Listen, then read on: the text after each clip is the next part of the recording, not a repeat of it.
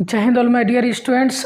तो चलिए आज हम लोग इस लेक्चर में क्लास 10th के केमिस्ट्री का कार्बन और उसके यौगिक चैप्टर से 10 ऑब्जेक्टिव देखेंगे जो आप लोग का बोर्ड एग्जाम के लिए बहुत ही इंपॉर्टेंट है। तो चलिए मैं वीडियो को शुरू करता हूँ। तो आज का सबसे पहला क्वेश्चन है क्या कि प्रयोगशाला में संश्लेषित पहला कार्बनिक यौगिक कौन है। ठीक है, सबसे फर्स्ट क्वेश्चन है, बोले प्रयोगशाला में जो है सबसे पहला जो कार्बनिक यौगिक हुआ था,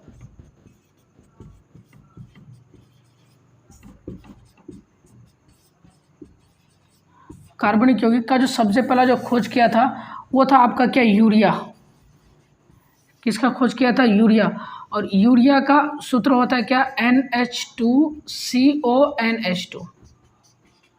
सबसे पहला ये आपका क्या कार्बनिक यौगिक का खोज किया था, वो क्या था?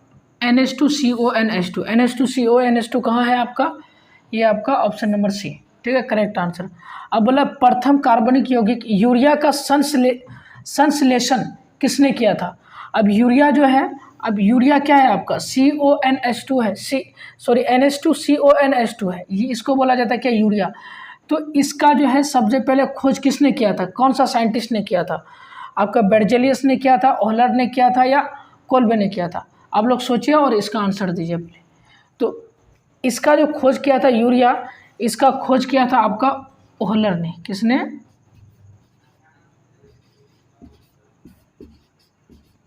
ओहलर ने किया था, ठीक है। तो इसका करेक्ट आंसर क्या हो जाएगा आपका? बी हो जाएगा, ठीक है। अब बोला कि जीवन शक्ति के सिद्धांत का प्रतिपादन किसने दिया था? जीवन शक्ति के सिद्धांत का प्रतिपादन जो है आपका बेर्जेलियस ने दिया था। किसने दिया था? बेर्जेलियस ने दिया था, ठीक है। ये आप लोग का बहुत इंपॉर्टेंट क्वेश्चन है। ये तीनों क्लियर हो गया। अब क्वेश्चन नंबर 4 में क्या बोल रहे, कार्बनिक यौगिकों में निम्न में कौन सा गुण पाया जाता है? रंगीन एवं गंधहीन, इनके द्रवणांक एवं क्वथनांक निम्न है। मतलब क्या, देखिए कार्बनिक यौगिक का जो है द्रवणांक और क्वथनांक जो है अलग अलग होता है कार्बनिक यौगिक का, ठीक है। तो ये आपका option number B correct answer होगा। और ये बोल रहा, ये क्या बोलता है, कार्बनिक विलायकों में अविलय रहता है, एकदम ये गलत है। अब ये बोला कि ये समयता शो नहीं करता, ये समयता नहीं देते हैं। कार्बनिक यौगिक तो समयता ही कार्बनिक यौगिक समयता देते हैं, मगर यहाँ क्या लिखा है ऑप्शन नंबर डी में कि ये समयता नहीं देते, तो ये भी आंसर गलत है। तो आपका क्या ऑप्शन नंबर बी सही आंसर है, ठीक है।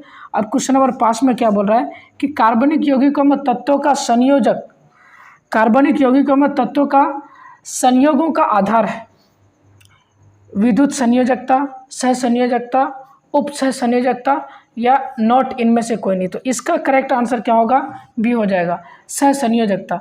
देखिए कार्बनिक यौगिकों में तत्वों का संयोगों का आधार है, संयोगों का आधार जो है आपका वो संयोजकता होगा। संयोगों का आधार संयोजकता, संयोगों का आधार संयोजकता, ठीक है। अब बोले क्या, अल्डिहाइड श्रेणी के यौगिक में, अल्डिहाइड श्रेणी के यौगिकों में कौन क्रियाशील समूह विद्यमान रहते हैं? किसमें? अल्डिहाइड में। देखिए अल्डिहाइड का जो होता है, अल्डिहाइड का जो क्रियात्मक समूह होता है वो आपका क्या, C डबल बॉन्ड OH, मतलब क्या होता है ये CHO होता है। क्या होता है? CHO। तो बोला अल्डिहाइड श्रेणी के यौगिकों में कौन क्रियाशील समूह विद्यमान रहते हैं? तो कौन रहते हैं आपका? OH तो रहता नहीं है, CHO रहता है। क्या रहता है? CHO।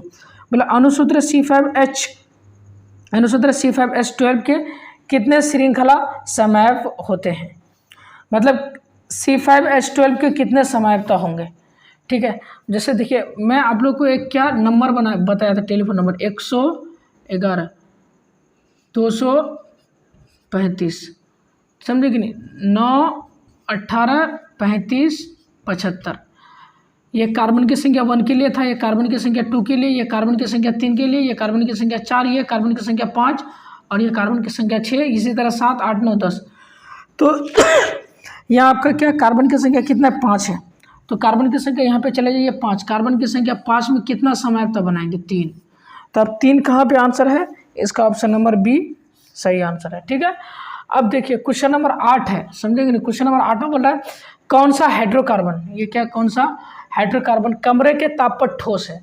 देखिए 17 कार्बन के बाद, समझेंगे नहीं, 17 कार्बन के बाद जितना भी सारा हाइड्रोकार्बन आएगा, सारा का सारा हाइड्रोकार्बन आपका क्या होगा? सॉलिड होगा, सारा का सारा हाइड्रोकार्बन आपका ठोस होगा, ठीक है।